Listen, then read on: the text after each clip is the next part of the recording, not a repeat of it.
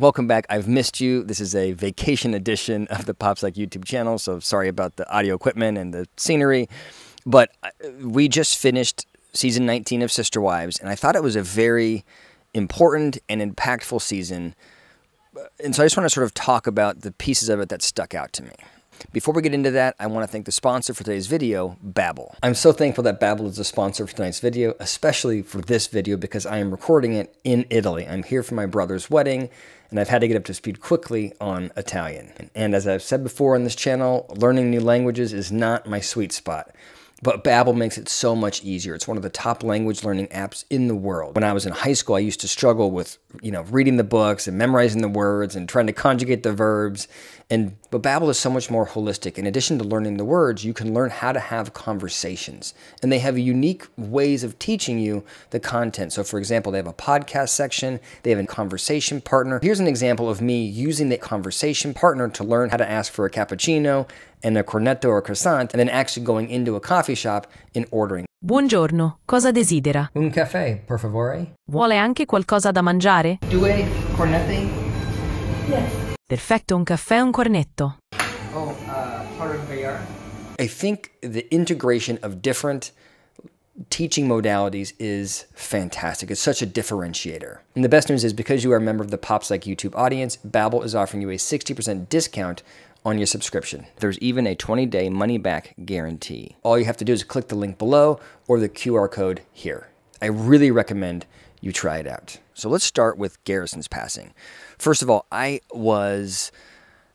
the family had no reason to involve us in the funeral. They had no reason to share what they shared, and I thought TLC did an incredible job of bringing us in, and I'm very thankful for how they did it. I thought it was done tastefully. I thought it was done appropriate, like it was tasteful, but it was also real. I felt honored to have been able to watch it. And I thought that my big point when watching the episodes was to sort of say, look, any way that somebody grieves is normal. Like, we shouldn't be evaluating grief and we shouldn't be criticizing it. And there's a lot of people, I think, that were so frustrated with Kody heading into those episodes. But I felt like Kody, I don't know. It's like I really don't want to critique how people showed up, Kody included. But I thought Robyn was sort of an important piece of the puzzle because she handled the grief very differently. How it was edited focused a lot on Robyn's sort of defense of or protection of Kody. She was worried about how Kody was handling it and was commenting kind of like a narrator on Kody's experience of the grief. But we never really saw Robyn grieve or talk about her pain, which was very frustrating for me. I think it was frustrating for the audience because it's like, how do you lose a child and not be overwhelmed in your expression of grief? And I think there's two things that could be happening. The one is Robyn grieves differently. Look, what people are going to say when they hear this, and what I have said is, well, she cries at the drop of a hat about anything. How could she not be totally devastated at Garrison's passing? We don't know what's behind this. We don't know what's behind the camera. We don't know what she shared off camera versus what she's sharing on camera. So part of it could be that we didn't see the grief. And I think it's also a reflection of how complex her relationship was with Garrison. They were in conflict. Garrison was very angry at her, and I'm sure she was very angry at him.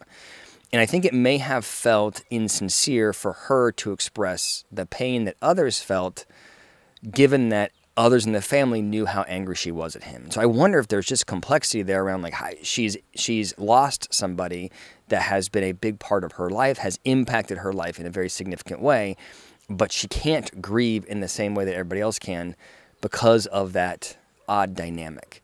So I guess when I look at it, and my sort of global messaging for everybody when reviewing her is to say, I think we have to have grace for how she expressed herself because she was in a really tough position. Now, beyond the episodes about Garrison, I thought the rest of the season was pretty boring.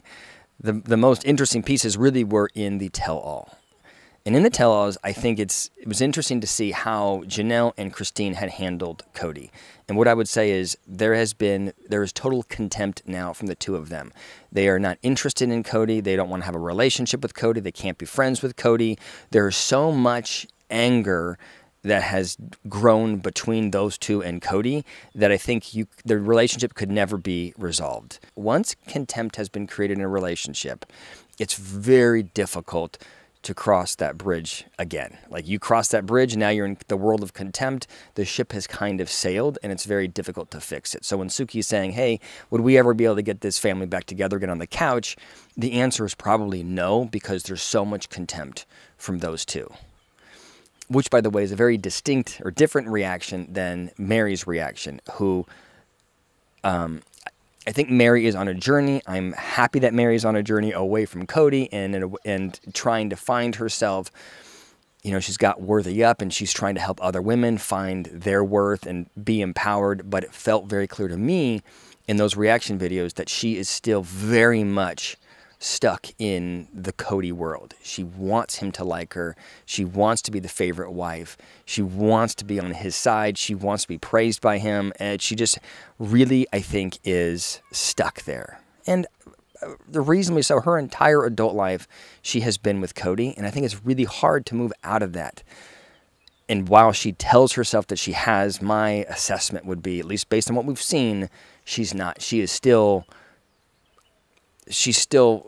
kind of applying for his affection. And that brings us to Robyn and Kody's performance in the tell-alls, who they were clearly on the same page. We're not going to talk about anything we don't want to talk about. We're not going to give at all. And Robyn was there, between the two of them, totally unwilling to share about anything. She had this very disengaged, sort of disinterested interaction style with Suki.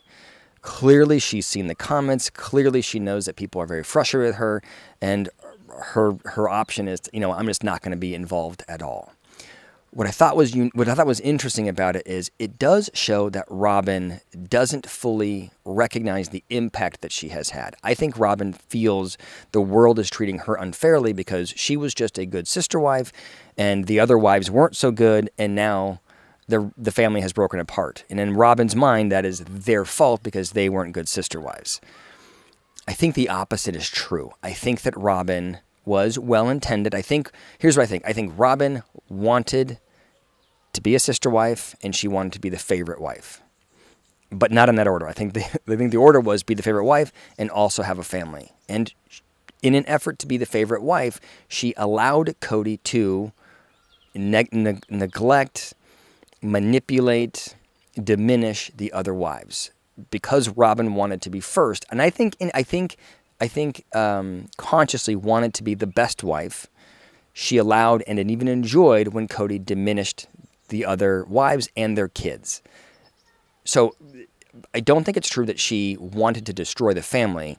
I think she just wanted to be the top of the heap. But I don't think you can be you can't have a number one wife if the goal is to have a healthy polygamist family. And so she allowed Kody to very much injure his kids, the other wives' kids, and, you know, Meri, Janelle, and Christine. And that brings us to Kody, who also was annoyingly unable to or unwilling to talk candidly about his relationships with the other wives.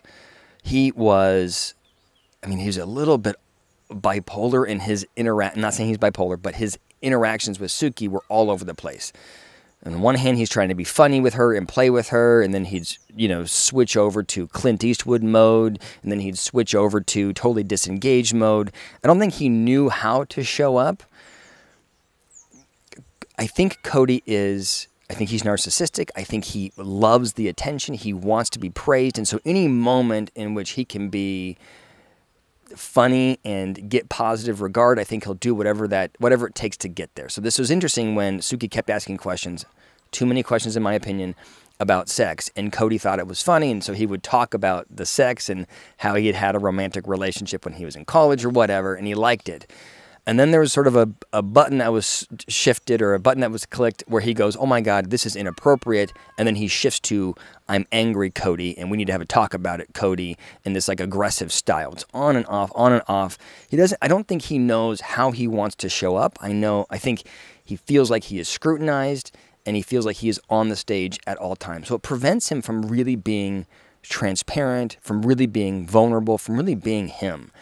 And it's like, I just wish he could find a way to be him and tell his truth. Tell the truth. Not his truth, the truth.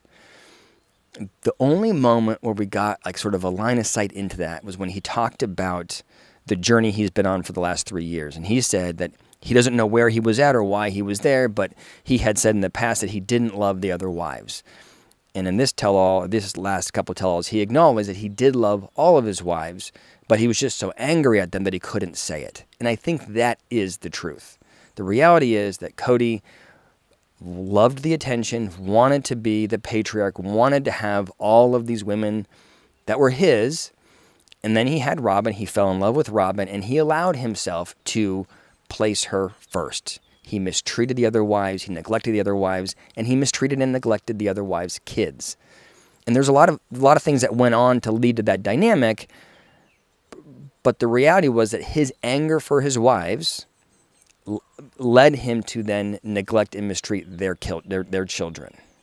He was not able to. That's what's frustrating, I guess, is it's one thing to mistreat your spouses, but it's who are at least involved in a relationship with you that should be 50-50, right? Kody could say, look, Christine mistreated me, and we could argue, we could debate that, but Kody could feel like Christine mistreated him, but he shouldn't allow that emotion to impact how he interacts with Mykelti, right? There needs to be a separation there, and he was unable to do that. He was shown over the last couple of seasons to be a really, in my opinion, horrific father, especially to the adult children.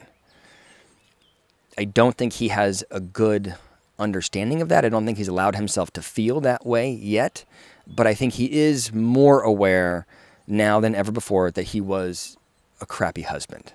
I don't think he gets it all the way, but I think he's on that path. So those are my global thoughts. Let me know what you think in the comments below. And of course, thank you for the sponsor of this video, Babbel.